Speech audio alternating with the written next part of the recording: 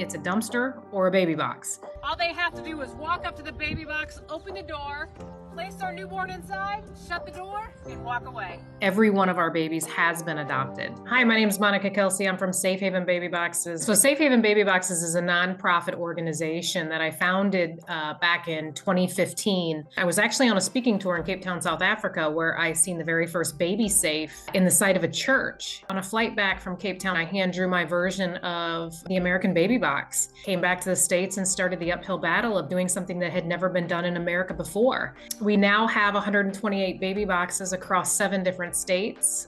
We've received over 8,000 calls on our hotline. Average time for a newborn that is placed in the baby box by their parent is only in the baby box for 2 to 3 minutes. That is a heck of a lot better than finding a baby in a dumpster that had been there for 6 hours. When a parent walks up to one of our Safe Haven baby boxes, all they have to do is open the door, take the orange bag, which has resources for the parents, place their newborn inside,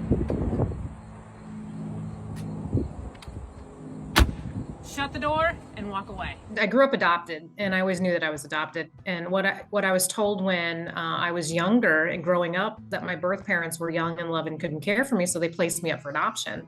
And so I grew up thinking that I had this fairy tale family waiting for me when I turned 18, and that my birth records would be opened and I'd be able to meet these amazing people that just loved me so much. When I was 37 years old, I actually reconnected with my biological mother, and I had no idea of her story until I met her. Not only was I whisked into this world by violence, but I was abandoned as an infant. 2 hours after she gave birth to me, she abandoned me.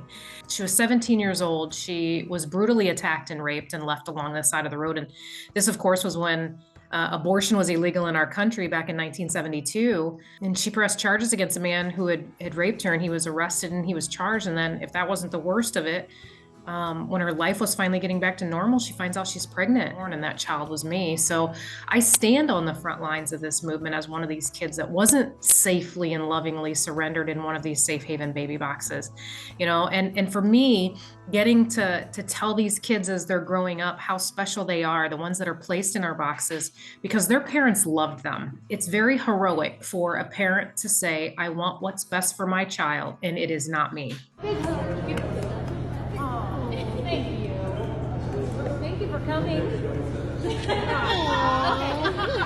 The Safe Haven baby box is just a final extension of the already existing Safe Haven law that basically says you can walk into a fire station or a hospital, hand the child to a person, turn around, walk away, no questions asked. That can be intimidating to some people, maybe shameful. The box is just an extension of that so that they don't have to look anyone in the eye. So the Safe Haven baby box, basically we cut a hole in the side of a firehouse or the side of a hospital, and the box actually slides in through that window, kind of say. And so the outside of the baby box is on the outside of the building, and the inside of the baby box is on the inside of the building. And so when a mom walks up to one of our Safe Haven baby boxes, all she has to do is place her infant inside, unharmed infant, inside this baby box, and it's in a medical bassinet. While this is happening, while they open the door, the first 911 call goes out. So this box is calling 911 on its own. All of our boxes that are installed in the side of fire stations or hospitals have 3 alarms on them.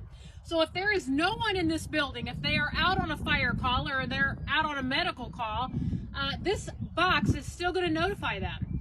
The box actually has 3 alarms. So when the door is opened up, that's the first alarm. When baby's placed inside, that's the second alarm. When the door is shut, the door locks. So no one can come up after this child's placed in this box and take this child out of this box.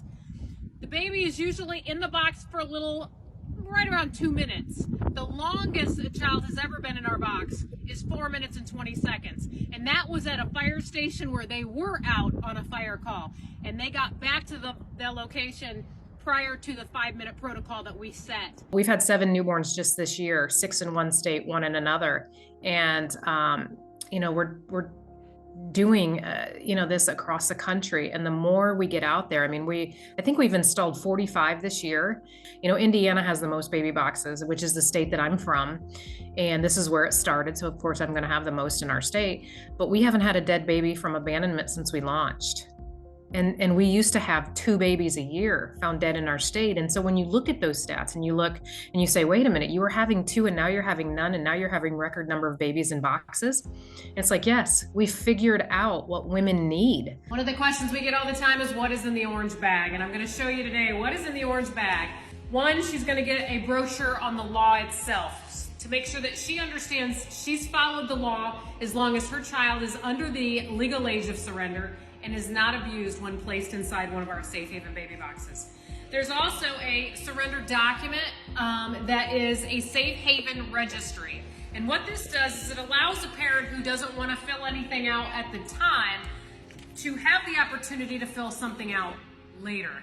And so she can fill this out with their name or non-identifying information if they choose. We allow parents 30 days to come back. So if a mother in crisis changes her mind, we don't want to just say, nope, sorry, that's it. We want her to be able to have that opportunity if she wants to come back. It's not as easy as placing your child in a box, though. I'll tell you that. They do have to go through an investigation. We have to do a DNA test to ensure that this is the parent. And then we have to make sure that this parent isn't homeless, that we're placing this child back into a safe environment. And so they do have to go through some steps, but they do have 30 days that these babies are placed with a foster family. And then within 30 to 45 days, they are placed with their forever families. Every one of our babies has been adopted. They don't linger in foster care, which is some of the critics say, oh, that's just another kid that's going to age out of the foster care system. No, these babies are adopted and adopted pretty quickly. What if a dad walks in here? What if a man walks in here with an infant, hands you a child, says that he wants to surrender under the safe haven law, and what is your job at that point? Mother's nowhere around. Can you give me any medical background on this baby? No. I've asked for medical history. I've asked if there's anything else, and he can go. Yeah. Dads have the same rights as moms do. Just because it's a man walking in here doesn't mean we have to look for mom. Now, every child is put through the exploited and missing child's database. If this child is missing, we will know it. If this mother is missing her child, we will know it. If you want to know what one of the biggest challenges of my entire career with safe haven baby boxes, I would have to say that it was trying to get people to understand when I first brought this to America, because again, this had never been done here before, was that placing a child in a box was a hell of a lot better than finding a baby in a dumpster. Look, it's a dumpster or a baby box. Which one is the better choice here? There are, as you probably well know, there will be critics that say, well, how could a mother or parent leave their baby? What would you say to that? Why are we judging these women? Why are we shaming these women?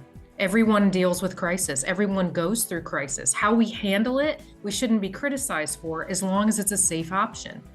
And the people that are saying, I could never place my child in a safe haven baby boxes, thank God you've never been in that situation. Because if you had, that means that you are probably at the worst day of your life and you're trying to figure out what is the best thing to do for your child. Now, it might not be what you would do, or it might not be what you would recommend, but they've chosen this and it's safe. And if this is all they have to give, it is enough. Through America, infant mortality through this country is through the roof. That means a child never makes it to its first birthday. We've had over 125 handoffs since November of 2017, so about 5 years. This year alone, so 2022, we've had the most babies we've ever had in boxes. So it's early this morning on Saturday. We were just woken up because we had a baby in one of our boxes last night. I always have emotions that are like, oh my gosh, we just saved a baby, this is amazing. But then I also have emotions that are like, we have a mom out there now that didn't reach out to us, that felt that this was her only option. So this morning I'm conflicted. Yeah, we've had a baby saved, but now I have a mom out there that's heart has broken. If you are a parent that might be looking at their options right now and you need some resources, you can call our 800 number. We've got calls from Mexico. We've got calls from Ecuador. We've got calls from Canada. It's 1-866-99-BABY-1. You can also, contact us through our website. We'd be happy to help you. But, make sure that what you do is safe and legal so that you can keep yourself safe and that you can keep your child safe as well.